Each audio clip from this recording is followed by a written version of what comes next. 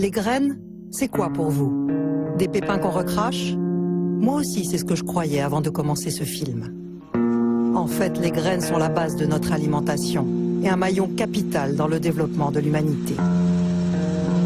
Depuis 12 000 ans, les paysans sèment, sélectionnent et échangent librement leurs graines. C'est toute l'histoire de l'agriculture. Cette pratique ancestrale est en péril. Sur la planète, 5 multinationales, des géants de la chimie devenus producteurs de semences, contrôlent la moitié du marché. Et elles ont un projet, devenir propriétaires des graines. Parmi eux, Monsanto a accepté de nous ouvrir ses portes. On a notre rôle pour résoudre un peu le problème de la nourriture dans le monde. C'est un système de cow-boy. Je vois quelque chose qui bouge, je dégaine. Pam. Depuis peu, partout dans le monde, des citoyens s'élèvent contre cette privatisation. Nous, citoyens, responsables et vigilants, exigeons la cessation immédiate des brevets sur les graines, car il est inacceptable que des entreprises privées aient la main mise sur le garde-manger du monde.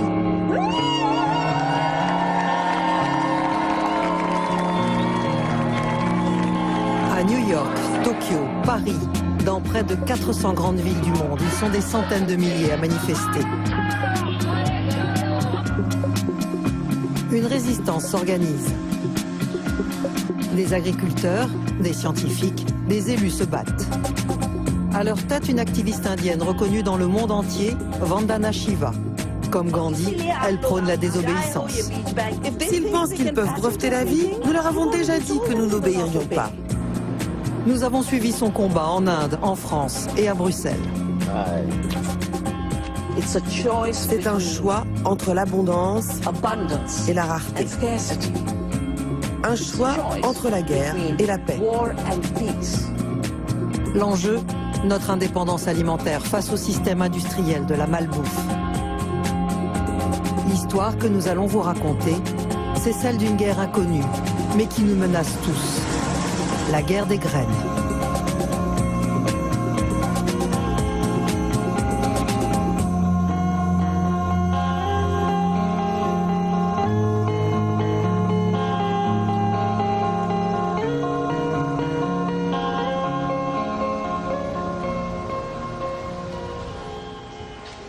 À Bruxelles, la guerre des graines a commencé.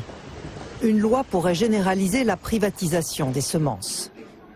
Au Parlement européen, un député belge s'insurge. Connaissez-vous un secteur économique dominé aujourd'hui au niveau mondial par une vingtaine d'acteurs? Vous allez dire, bah oui, évidemment, la banque. Des banques qui dictent leur conduite aux États, qui fixent l'agenda mondial. Mais figurez-vous que le secteur agroalimentaire, c'est la même chose. Connaissez-vous un secteur qui s'est complètement standardisé, dont tous les acteurs offrent les mêmes produits? Vous allez dire la banque, évidemment. Mais est-ce vraiment différent dans l'agroalimentaire? C'est la même recette qu'on vous sert. On veut que, d'ici à Jakarta, de Tokyo à Brasilia, on mange la même chose et on peut dire en français que c'est du junk food. On veut faire de ce que la nature a créé pour nous une marchandise. L'autre bras de la tenaille. En Belgique, Philippe Lamberts est une star de la lutte contre les abus des banques. Et les méthodes de communication des multinationales, il les connaît par cœur. Ils vont vous dire c'est pour protéger les petits fermiers, c'est pour protéger les PME. Ils ont ce langage à la bouche tous les jours. Eh bien, il est temps que les masques tombent, car ce qu'ils font, c'est défendre les intérêts de quelques-uns.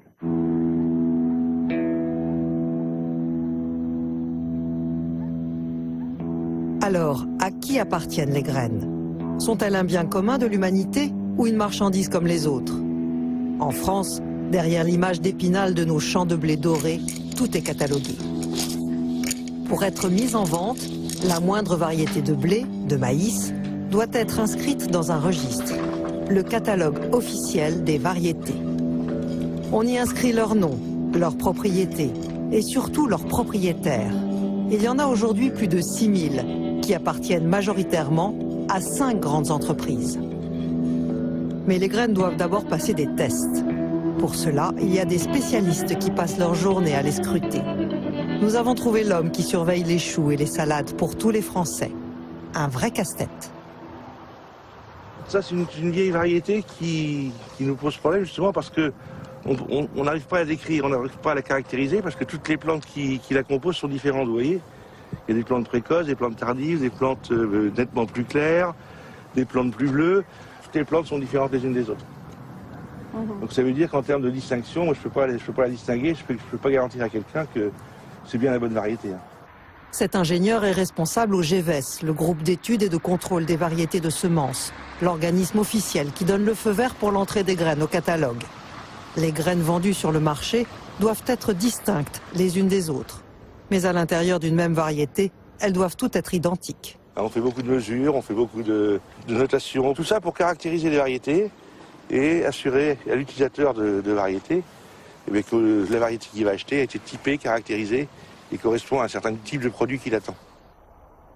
Pour être homologués, les choux et les salades doivent être comme les soldats d'un régiment.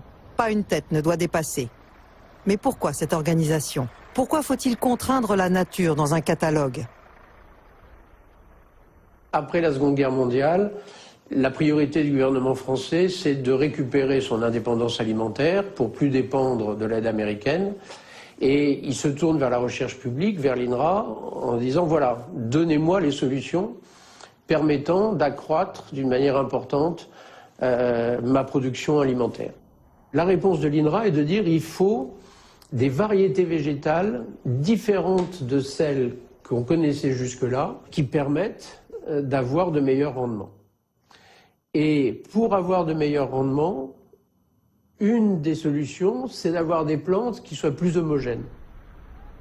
La semence a cessé d'être quelque chose qui a été géré par le paysan, qui était géré au niveau des communautés villageoises. Les gens faisaient leurs semences, ils géraient ça entre eux. Et petit à petit sont arrivés des sélectionneurs, des producteurs de semences, des commerçants de semences qui se sont spécialisés là-dedans. Et c'est toute une partie du métier des paysans qui petit à petit a été supprimée, a été écartée. Le sélectionneur, l'obtenteur qui crée une nouvelle variété ou qui fabrique une nouvelle variété est quand même empoisonné par le fait qu'il suffit de semer le grain récolté pour la reproduire. Donc il n'a pas de marché véritablement, donc son travail n'a pas de valeur. Donc c'est une très vieille revendication des sélectionneurs de créer une forme de droit de propriété sur le vivant. En plus d'acheter leurs graines, les agriculteurs doivent désormais payer des royalties sur les graines qu'ils ressèment. Un système qui a porté ses fruits. En 50 ans, la production agricole française a doublé. Il y a de moins en moins d'agriculteurs, mais ils sont devenus 6 fois plus productifs. Une fierté nationale.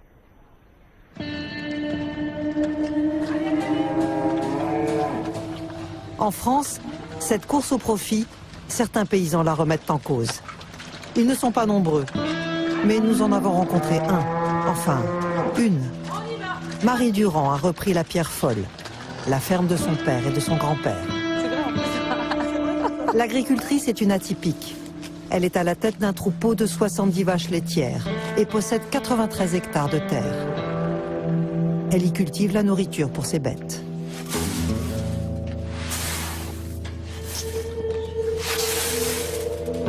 Aujourd'hui, elle fait les semis.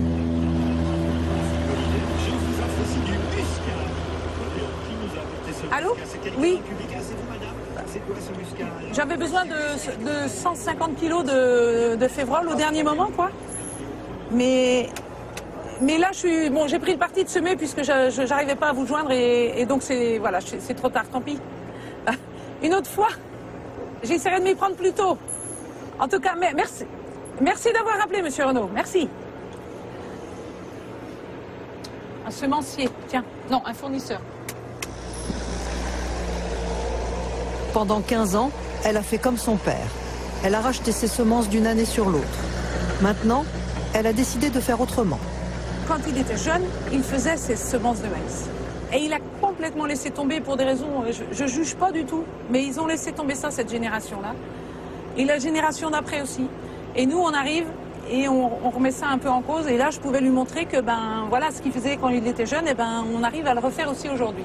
Et qu'après tout, même si le monde a changé et que la modernité est arrivée, on refait nos semences de maïs, quoi. Ils ont lâché cette partie-là, nos pères. Et moi, dans mon travail d'agricultrice, Semer c'est une chose, récolter c'est une chose, mais essayer d'être autonome sur pas mal de choses, dont les semences, ça fait vraiment partie de mon métier, quoi.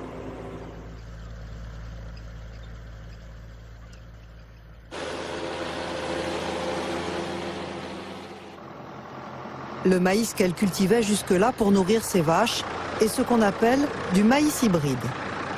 Une sorte de super maïs inventé dans les années 50 pour augmenter les rendements. Ils sont tous de la même hauteur, ou pratiquement. Quand on le voit de la route, on voit bien que c'est vraiment au carré. Ce pied-là est identique à ce pied-là, est identique à ce pied-là. Ce sont des clones. Hein. Et ils sont hyper productifs, quoi. Hein. Quand on voit des belles bosses comme ça, bien remplies, du début jusqu'à la fin, c'est sûr que là, ça va donner des très bons rendements, quoi. C'est évident. C'est un maïs superbe, je peux pas dire autrement. Hein. Mais moi, il me fait pas... Il me fait pas, comme on dit, il me fait pas rigoler, quoi, parce qu'ils sont tous pareils. Il n'y a pas de biodiversité du tout ici. C'est de la productivité pour de la productivité, quoi. Je suis pas sûre qu'il y ait des lapins là-dedans. Hein. Pas sûr.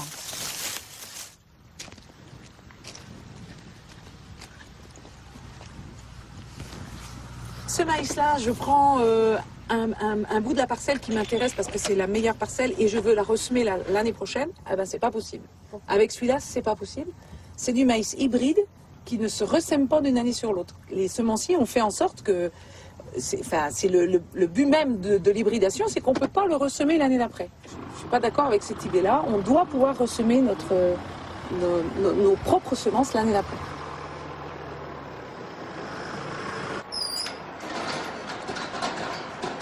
Pour pouvoir nourrir ses vaches en restant autonome, Marie a décidé de cultiver des graines de maïs qui se reproduisent. On l'appelle le maïs population. Il est de toutes les couleurs. Une semence libre de droit, elle n'est pas inscrite au catalogue. Elle vient de récolter les meilleurs épis, les poupées, dont les graines toutes différentes seront ressemées au printemps. Un beau résultat qu'elle partage avec son père. Moi je dirais qu'il y a une certaine satisfaction de pouvoir travailler sa matière. Vous avez pu faire ça, vous aviez la liberté de faire ça, sinon, du temps où c'était vous qui dirigez l'exploitation, on pouvait replanter son propre grain. Mais on ne savait pas du tout ce que... Il n'y avait pas le choix. On ne savait pas ce qu'on faisait, en fin de compte on achetait de la semence de maïs, point. Ouais. De toute façon, vous n'aviez que ça, il n'y avait pas de semence population à traîner dans les greniers. Non. Mais parce que la prise de conscience s'est faite plus tard. Enfin, à mon avis. Hein. Oui. La prise de conscience s'est faite plus tard. C'était comme ça, ça suivait son cours. Et je crois qu'en plus, l'avènement des OGM nous a fait un certain nombre d'entre nous réfléchir. Avant, on ne se posait pas non plus la question. De plus près, oui, c'est vrai. On ne se posait pas non plus la question. Mais il y a quelque chose de fort quand même là-dedans. Parce que on fait la nique un peu aux semenciers quand même. Hein? Là, Monsanto, il doit pas rire quand il va voir ça, il va pas rigoler, quoi. Il va se dire, tiens, encore un qui a trouvé la faille. La faille, c'est d'avoir trouvé ces graines gratuites. Cela représente une économie de 2000 € chaque année. Mais il reste un obstacle. En France, la loi n'autorise que l'échange ou la vente de semences inscrites au catalogue. L'agricultrice a trouvé une astuce pour contourner la loi. Personne n'avait le droit de nous donner 5 kilos de maïs pour commencer, sauf à être expérimentation. Donc c'était la manière de passer la première année. Et à partir de la première année, le maïs, il est à nous après. Maintenant, il est à nous, celui-là.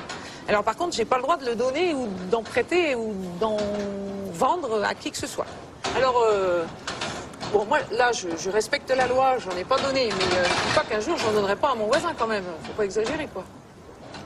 Et puis qu'on vienne me contrôler, qu'on vienne me contrôler. Il peut tomber deux ou trois poupées en route, hein. Oui. Le voisin, il les ramasse et puis voilà. Et voilà. Hein. Ouais.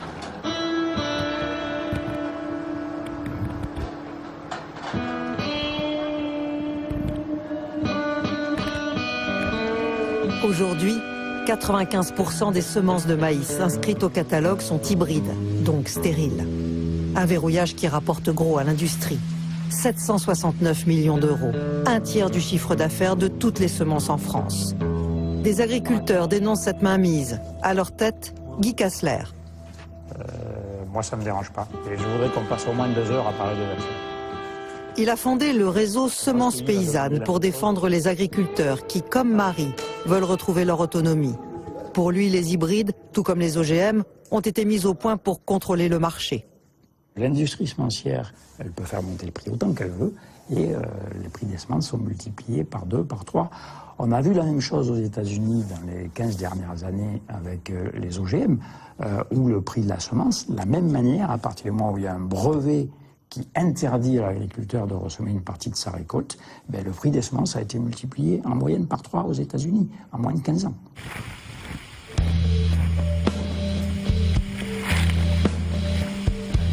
Alors, qui sont les industriels qui contrôlent le marché des graines? Nous avons contacté les 5 géants de la semence.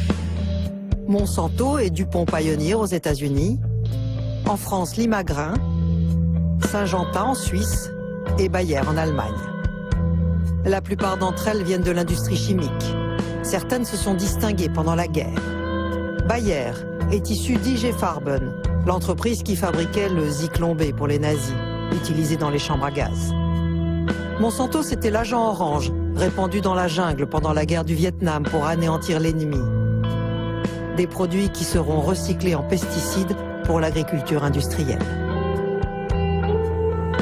Jean-Pierre Berland est un amoureux de la nature.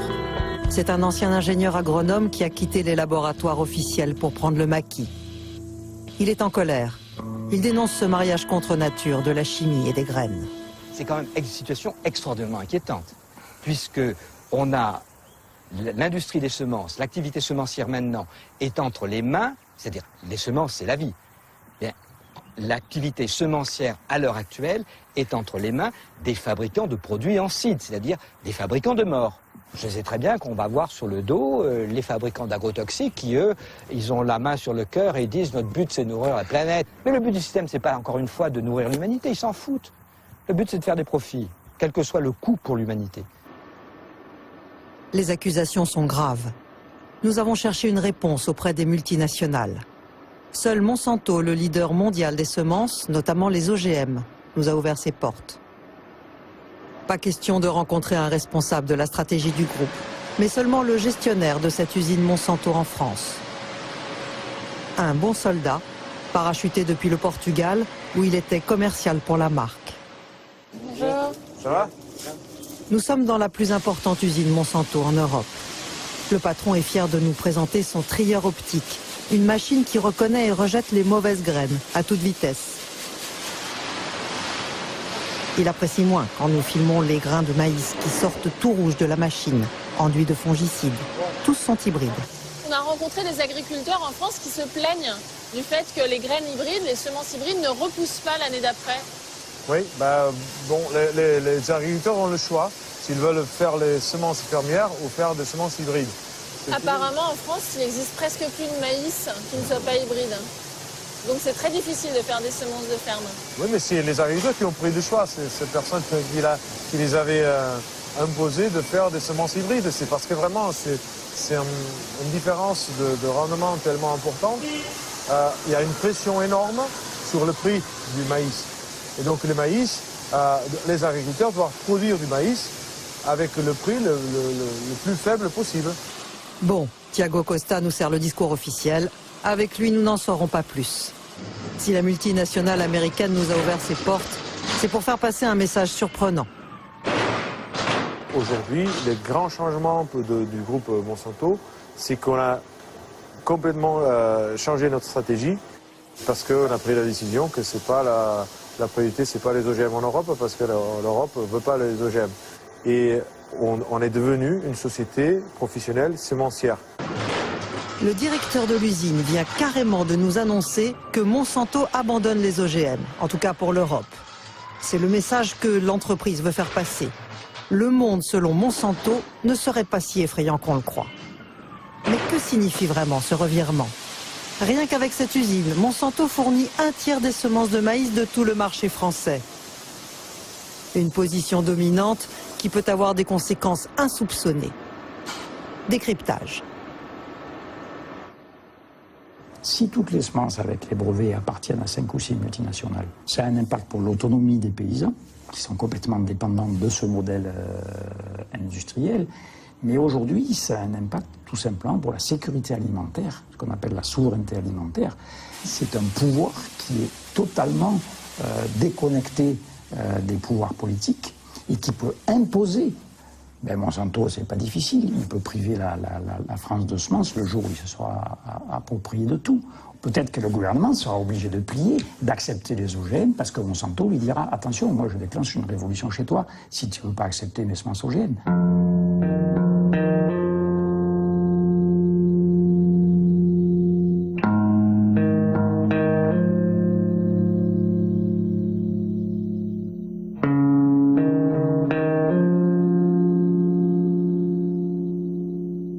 Dans cette guerre pour le contrôle des graines, un pays a été le laboratoire de l'industrie. C'est l'Inde. Un test à l'échelle d'un continent et une tragédie. 200 000 paysans ruinés se sont suicidés en 10 ans. Il faut remonter aux années 90 pour comprendre. L'Inde signe un plan d'ajustement structurel avec le FMI. En contrepartie, le pays ouvre ses frontières au commerce international. Monsanto s'y engouffre et expérimente sa dernière trouvaille, le coton OGM appelé coton BT. Aux paysans indiens, elle promet des rendements records. Les fermiers s'endettent pour acheter ces graines miraculeuses. Mais le coton transgénique ne tient pas ses promesses et les suicides se multiplient.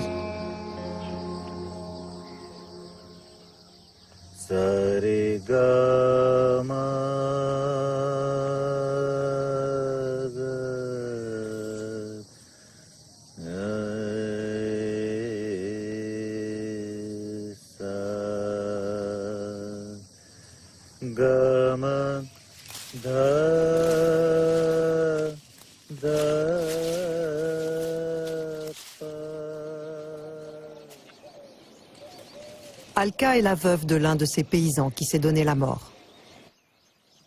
Dans ce champ, son mari avait tout misé sur le coton vendu par Monsanto.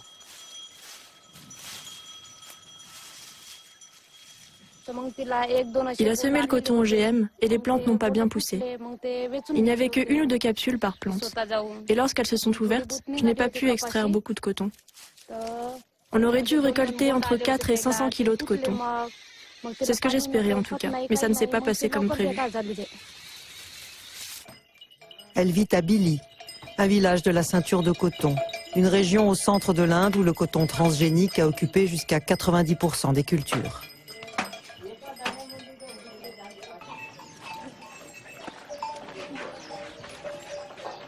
Pour acheter les graines, son mari avait fait un emprunt, l'équivalent de 350 €, une fortune en Inde.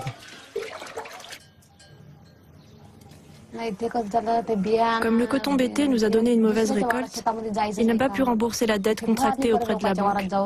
Du coup, les intérêts se sont accumulés. Quand il rentrait à la maison, les enfants pleuraient de faim, mais il n'avait pas assez d'argent pour les nourrir. Il dépensait ce qui lui restait dans l'alcool. Dans l'unique pièce où vit Alka, un objet nous glace le sang. Le pulvérisateur à pesticides qui appartenait à son mari. Ce que j'ignorais, c'est qu'il gardait de petites quantités de pesticides à chaque fois qu'il en utilisait. Et c'est avec ce mélange qu'il s'est empoisonné, car il n'avait pas l'argent pour en acheter. Ce matin-là, il est parti travailler au champ, comme d'habitude. Et vers 10 h, on est venu me dire qu'il s'était écroulé et qu'il vomissait. Son frère est allé le chercher, on l'a ramené à la maison. Il continuait de vomir. Le centre médical le plus proche a refusé de l'hospitaliser. Alors on a dû l'emmener dans un autre hôpital et il est mort en chemin.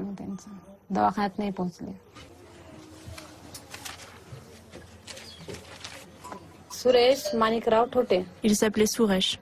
Au mois de mai, ça aurait été le 12e anniversaire de notre mariage.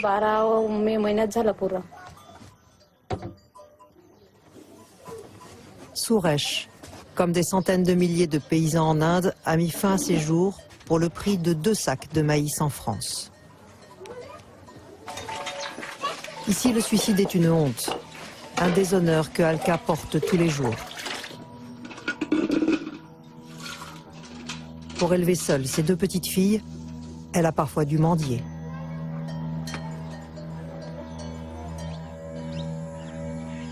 Une femme a changé le cours de son existence.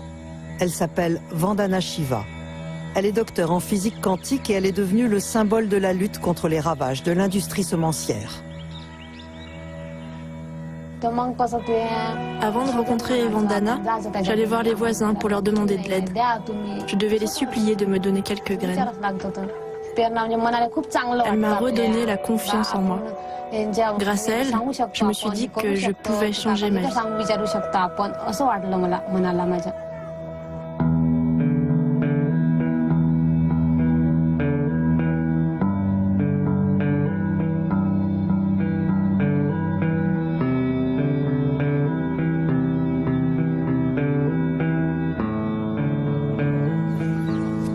Nous rencontrons Vandana Shiva à Navdanya, au nord de l'Inde, au pied de l'Himalaya, dans la ferme qu'elle a créée il y a 25 ans pour défendre les graines et les paysans. C'est du riz basmati? Oui, oui, c'est du basmati charbati. C'est la fin de la mousson et le début des semis. Vandana reçoit des paysannes venues des villages alentours. Je pense arrêter la production de sucre de canne et planter du basmati à la place. Oui, prenez-en autant que vous voulez. Les paysannes veulent cette variété de riz basmati. Elles disent qu'elles le cultivaient encore il y a 15 ans et puis elles ont arrêté. Elles en ont à nouveau besoin. Elles vont prendre des graines pour la prochaine saison et ainsi elles ne sont pas dépendantes des semences qu'elles achètent au marché. Elles ont leurs propres graines. C'est l'essence même du combat de Vandana, distribuer les graines gratuitement. Pour le faire à grande échelle, elle a créé ce qu'on appelle une banque de graines. Maintenant, on va préparer les semis pour la prochaine saison. Donc, on a sorti les semences qui correspondent à cette saison. Il y a aussi des légumes. Et quand vous sortirez d'ici avec mes collaborateurs, vous pourrez leur indiquer quelle sorte et combien de chaque sorte vous en voulez.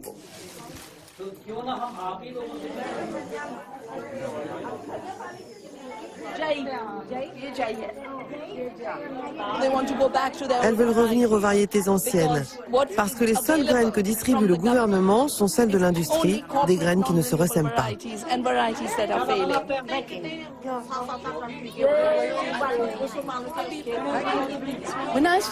Quand j'ai démarré la ferme Navdanya, le but c'était clairement de faire reconnaître la liberté des graines, afin d'éviter qu'elles ne disparaissent et qu'il n'y ait plus que des graines vendues par Monsanto, des OGM. Dans sa banque de graines, 630 variétés de riz, 190 de blé.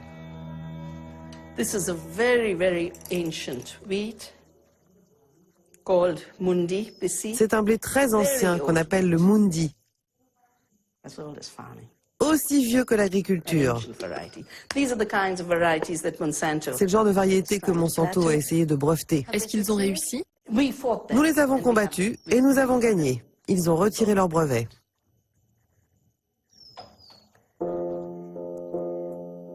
Qui est Vandana pour avoir osé affronter le géant mondial? D'où lui vient cet engagement? J'ai grandi dans une forêt de l'Himalaya, dans une ferme. Et l'héritage que j'ai reçu de mes parents, et je les en remercie tous les jours, c'est d'abord la simplicité. Mais ils nous ont aussi encouragés à créer la liberté pour les autres. J'avais 6 ans quand cet horrible nylon fait à base de pétrole a déferlé sur le pays. Et ma mère m'a demandé ce que je voulais pour mon anniversaire. J'ai répondu un vêtement en nylon, parce que tout le monde en portait. Alors elle m'a dit, si c'est vraiment ce que tu veux, je te l'achète. Mais n'oublie pas que ce vêtement de nylon va aider un riche industriel à acheter sa prochaine Mercedes. Alors que le gilet en laine, qui a été tissé à la main par une femme dans un village, l'aidera à allumer le feu et à cuisiner un repas pour ses enfants. C'est toi qui choisis. C'est pourquoi à partir de ce jour, je n'ai plus porté que des vêtements tissés à la main. Dans les années 70, Vandana rejoint le mouvement Chipko, des paysans qui se dressent contre la déforestation en enlaçant les arbres. Chipko a été mon premier acte d'activisme environnemental. Oh oui. Et les femmes du mouvement m'ont beaucoup appris sur la biodiversité. Car les études que j'ai faites ne parlaient que de théorie quantique. Je n'ai pas eu une seule leçon de biologie. La biodiversité, je l'ai apprise de femmes qui ne sont jamais allées à l'école. Elles ont été mes professeurs. Mais j'ai aussi appris avec Chipko à quel point la solidarité, le pouvoir de la base et l'autogestion sont plus puissantes que tout.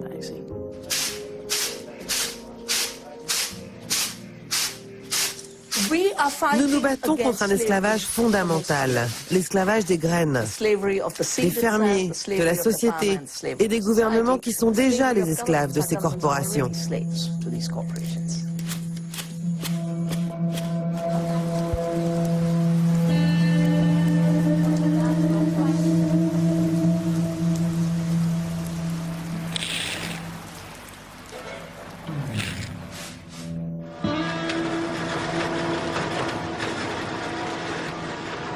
Moi, je suis trop contente, là.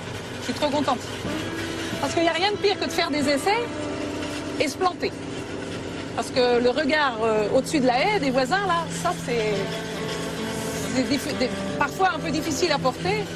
Mais là, faire un essai qui marche, en plus, qui est vraiment honorable, bah ouais, c'est tout bénef, quoi. C'est vraiment sympa, quoi. Première récolte du maïs libre de Marie. Les voisins agriculteurs sont venus donner un coup de main, mais ils sont aussi curieux de savoir ce que va donner l'expérience. Les têtes de maïs ont été broyées avec la tige et les feuilles. Ce mélange servira à nourrir les vaches l'hiver prochain. Ah, c'est fini, c'est fini, c'est fini. D'accord, très bien. OK. Marie peut enfin faire une estimation. La récolte est-elle à la hauteur de ses espoirs? 13 tonnes de matière sèche. Il faut toujours se contenter de ce que la nature nous donne. C'est honorable, 13 tonnes. On va en avoir assez pour donner à manger à nos bêtes, c'est ça l'important.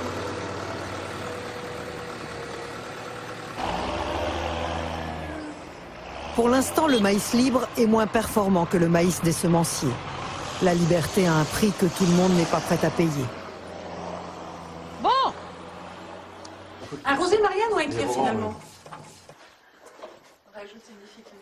Moi, je pense que si je fais de la semence certifiée, je pense qu'au final, quand je calculerai, j'aurais gagné plus d'argent qu'elle. Ah non, tu sais pas. Ben, je sais pas, on a Tu sais pas pour l'instant. Non, mais c'est son hypothèse. C'est mon hypothèse de départ. Et moi non plus, je ne sais pas, mais on attend. On attend. Il attend que vous essayiez les plats.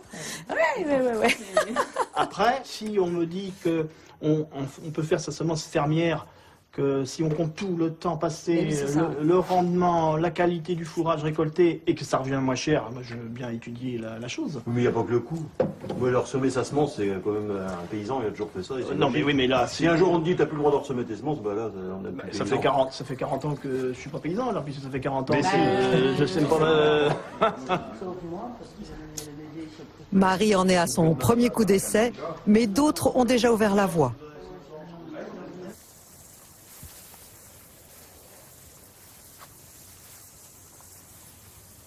Christian Dalmasso a fait ce pari il y a 10 ans. Vivre de ses récoltes sans dépendre des graines de l'industrie. Son secret, mélanger les variétés de blé, des graines toutes libres de droit. Dans son champ, il y a près de 100 variétés différentes. Chacune a ses qualités et ses défauts. Alors là, on a par exemple ce petit blé blanc barbu, qui est ce qu'on appelle le barbeau du forêt. C'est un blé de pays. Donc voilà, qui se plaît bien dans mon mélange. On a ce blé rouge qui est le motin rouge, donc qui était le blé qui était autrefois cultivé dans la région.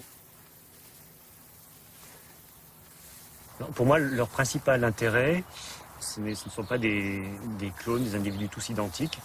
Et le fait d'avoir cette diversité, ça crée une population avec une grande diversité de sensibilité à des maladies et donc à une résistance. Prenons un exemple, j'ai cet épi qui est dans le champ, qui va être sensible à une maladie, mettons la rouille du blé. Seulement à côté, il y a cet épi qui, lui, est résistant. Il a un gène de résistante à ce type de rouille. Donc la rouille, elle va, avant de trouver un autre épi comme lui qui est sensible, mettons celui-là, ben lui, il est à 1 mètre plus loin. Donc on comprend bien que quand il y a une attaque de maladie, ben elle se propage très lentement. le résultat de ça, c'est qu'on a des champs qui sont jamais très très malades.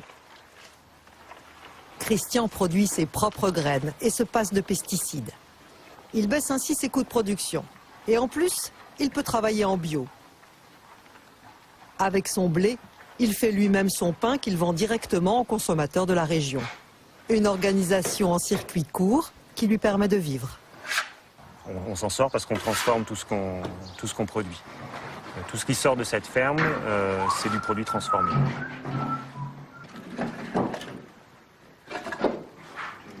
Produire beaucoup, c'est secondaire. Hein. On est encore dans le mythe productiviste qui est encore très ancré dans le monde paysan et dans la société en général, où c'est valorisant de produire beaucoup. Mais c'est pas parce qu'on produit beaucoup qu'on va dégager un revenu, qu'on va vivre correctement. C'est quelque chose qui nous guide presque au quotidien, quoi, de la recherche d'une autonomie maximale, dépendre le moins possible des banques, des subventions, l'autonomie, et il y a l'autonomie semencière. L'agriculteur boulanger a réservé un champ pour des expériences. Au milieu de sa collection de blé libre, il y a une petite parcelle de blé du catalogue. Le décor idéal pour convier Jean-Pierre Berland, le militant de la nature qui a quitté les laboratoires. Et ici, on est face à des blés, deux blés, un blé moderne qui correspond aux qualités industrielles du blé, c'est-à-dire, et on voit tout de suite que sa caractéristique, c'est que les plantes sont toutes à la même hauteur. Ici, on avait le paysan qui produisait du blé. Ici, avec ça, on a l'exploitant agricole, rien à voir avec le paysan, hein, qui produit, qui est dans un système agro-industriel, lequel système agro-industriel produit des profits en transformant les pesticides en pain jaqué. Ici, on a affaire à des plantes qui sont en évolution constante. Ici, Christian et ses collègues, ils travaillent comme ils ont envie de travailler, ils choisissent, ils sont autonomes, ils sont libres. Le choix des graines, finalement, c'est un choix entre deux projets de société et que nous avons en permanence sous les yeux, sans le voir. Regardez bien, nous quittons les 100 variétés de blé du paysan boulanger. Et nous voici dans un champ industriel, une armée de clones. Moi, je ne regarderai plus jamais les champs de la même manière. En France, une association résiste aux multinationales. Son nom, Cocopelli. Donc il est clair que nous sommes fort fiers et heureux depuis 20 ans d'avoir distribué des semences, les avoir vendues, données, échangées dans l'irrespect le plus total de leur légalité. Là où Cocopelli se situe évidemment dans cette dynamique de libération des semences, c'est que depuis 8 ans, on est dans les tribunaux. Les tribunaux de France... Parmi ses plus fervents soutiens, Vandana Shiva. Cocopelli fait pousser des graines non répertoriées au catalogue, les vend ou les distribue gratuitement. À cause de cela, Cocopelli est poursuivi en justice par les semenciers pour concurrence déloyale. Voici 500 variétés. J'espère que vous pourrez les passer et vous transformer en contrebandier professionnel, comme nous depuis 15 ans. Mais je l'ai déjà été. Cocopelli vient de perdre la première manche d'un procès devant la Cour européenne. L'association a fait appel et compte bien profiter des débats pour dénoncer le projet de loi en discussion à Bruxelles. Alors maintenant, ils votent de nouvelles lois qui imposent l'uniformité à travers l'inscription obligatoire dans un catalogue. Et l'affaire Cocopelli a amené cette question dans l'agenda politique de manière très claire. Nous devons écrire des lois positives, tout en résistant aux lois négatives. En Inde, nous avons réussi à introduire dans la loi la notion de droit des fermiers, leur droit à conserver, échanger, améliorer, vendre leurs graines, un droit inaliénable. Nous avons besoin du même texte en Europe. Dans la tempête de la création de cette dictature des graines, la France est au centre. Parce que l'affaire contre l'association Cocopelli marque un tournant décisif et appelle le monde entier à se réveiller.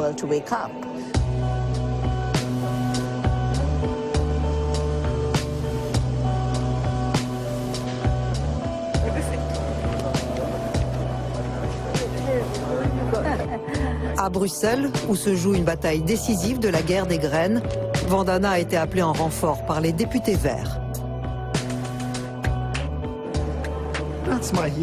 Elle est mon héros. Nous les Verts, nous nous sentons souvent seuls dans les combats que nous livrons. Alors le soutien d'une scientifique, d'une activiste connue mondialement, c'est d'une très haute importance. Pour montrer aux citoyens que ce combat c'est aussi le nôtre. C'est une bataille que nous livrons ensemble pour une meilleure agriculture dans le monde.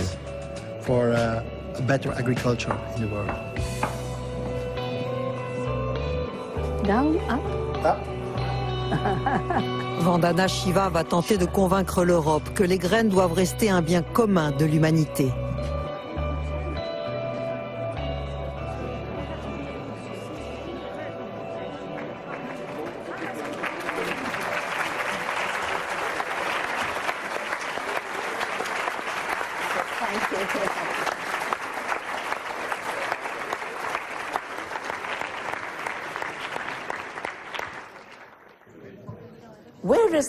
D'où vient la nourriture? Qui nourrit le monde? 72% de notre alimentation est produite par des petites fermes. Ce sont les chiffres de la FAO. Cette loi sur les graines voudrait détruire 72% de l'alimentation et affamer les peuples. Si le monde était redessiné par une loi de cet acabit, il n'y aurait plus de nourriture. La loi européenne s'inspire du modèle français. Chaque graine vendue dans l'Union européenne devra d'abord avoir été inscrite dans un catalogue européen.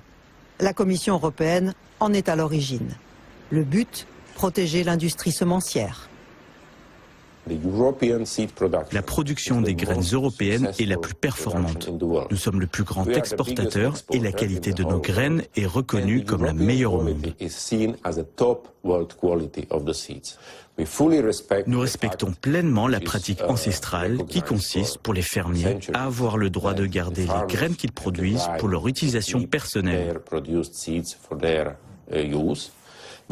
Mais nous devons aussi trouver une solution pour continuer à vendre des graines produites en très grande quantité.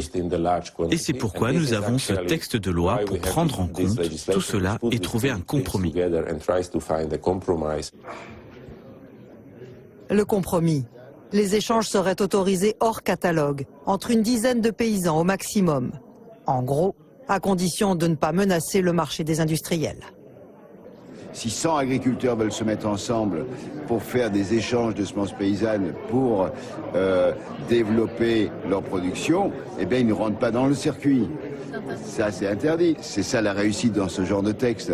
C'est qu'on est capable de vendre le bon Dieu avec le diable et on a l'impression qu'ils sont à égalité. Et ça, c'est vraiment l'escroquerie extraordinaire. Cette loi est si importante car c'est un choix entre la guerre et la paix. C'est un choix entre l'abondance et la rareté. C'est un choix entre les maladies, les toxiques et la santé. De plus en plus de citoyens s'insurgent contre la malbouffe. Une prise de conscience qui a convaincu quelques élus de défendre la liberté des graines. C'est le cas à Grigny-sur-Rhône, un village au sud de Lyon. Depuis 3 ans, le maire achète à Cocopelli toutes les graines qui sont semées sur les espaces verts de la commune. On est une des rares communes de France, si ce n'est la seule, je pense, à organiser des semis désobéissants, à le faire savoir, pour bien dire que ici on est contre le fichage et la privatisation du vivant et qu'on l'exprime haut et fort. Donc la ville de Grigny est un receleur et est fière de l'être, bien sûr. Donc à chaque fois qu'on sème nos graines et nos semis désobéissants, on invite bien sûr le préfet et les différentes autorités qui ne se déplacent pas, ce qui est fort dommage, parce qu'on aurait beaucoup de choses à leur dire. Moi je pense que là, il faut qu'on organise des grands mouvements de désobéissance civique et qu'on enfreigne les lois et qu'on distribue les semences, qu'on les échange, qu'on les distribue, qu'on les sème et qu'on dit j'ai désobéi, j'ai enfreint la loi, je demande à être poursuivi pour en fait avoir permis aux vivants de se reproduire dans la terre.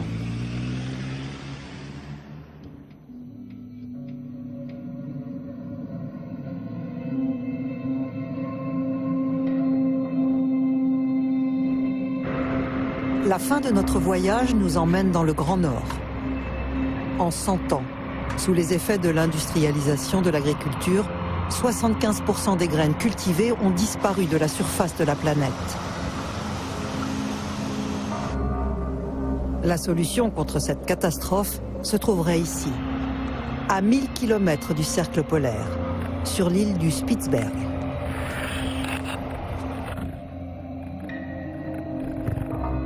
Des graines arrivent du monde entier.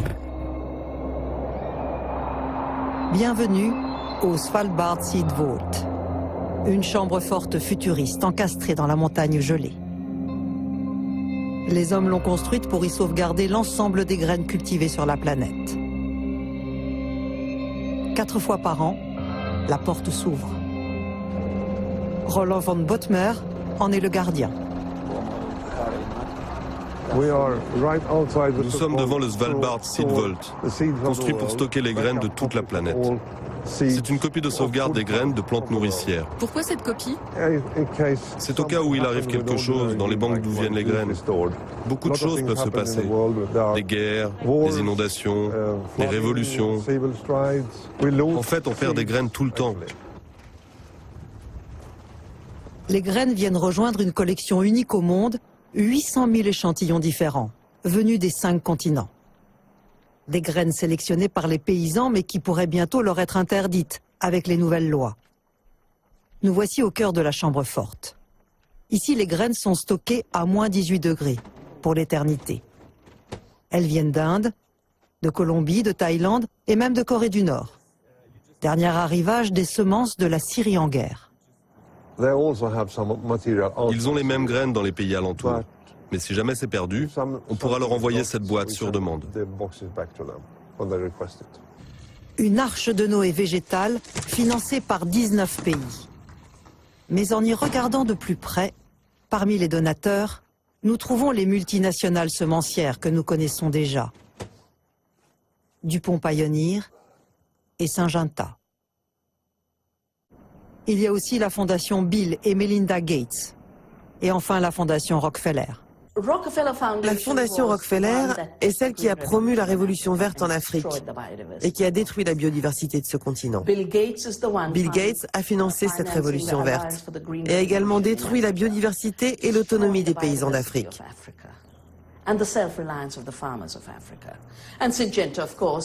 Syngenta, c'est le leader des biotechnologies après Monsanto. Ces intervenants sont ceux qui ont créé la monoculture et les monopoles. S'imaginer qu'ils vont faire autre chose avec les graines qui sont dans cette banque, c'est oublier complètement leur histoire et leur trajectoire.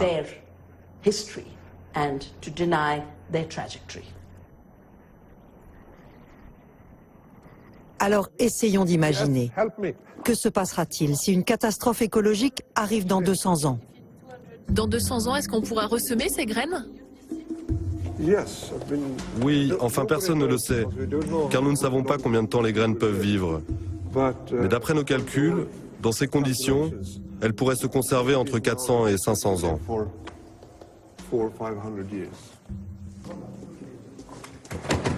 Si on concentre tout au même endroit et qu'en plus on ne va pas ressemer régulièrement les graines pour qu'elles gardent leur capacité de germer, on n'aura que des graines mortes. Ces graines mortes, elles servent à quoi? Uniquement aux multinationales qui peuvent faire leur séquence génétique. Mais un paysan, lui, il a besoin d'une graine qui pousse. Et les graines de Svalbard ne pousseront plus. Et là, c'est très clairement dit, on ne va pas ressemer. Donc le seul intérêt, c'est les multinationales pour les séquences génétiques. Et les multinationales déposent des brevets sur les séquences génétiques qui existent déjà dans les graines et donc sont en train de s'emparer de toutes ces graines. Et c'est à ça que ça sert Svalbard. Le Svalbard Seed Vault. Cette belle idée pour sauver la richesse des graines, ne serait-il qu'un coffre-fort au service des géants de l'industrie? En cas de catastrophe écologique, ils seraient en tout cas les seuls à pouvoir récupérer les gènes des semences.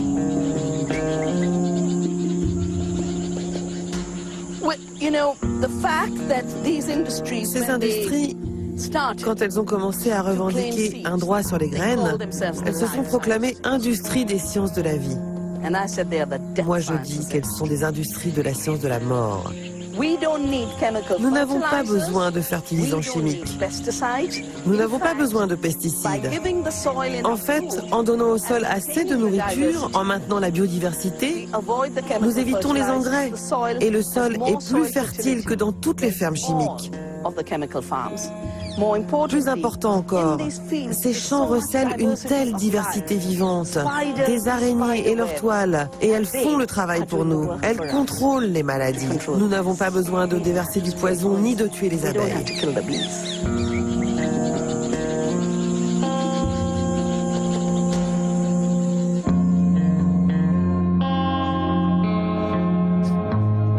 La guerre des graines n'est pas gagnée pour les paysans. Plus grave, elle pourrait déboucher sur une guerre entre les multinationales et les États. La bonne nouvelle, c'est que les agriculteurs sont plus d'1 milliard sur la planète. Autant d'individus qui peuvent se mobiliser pour protéger les graines et notre indépendance alimentaire.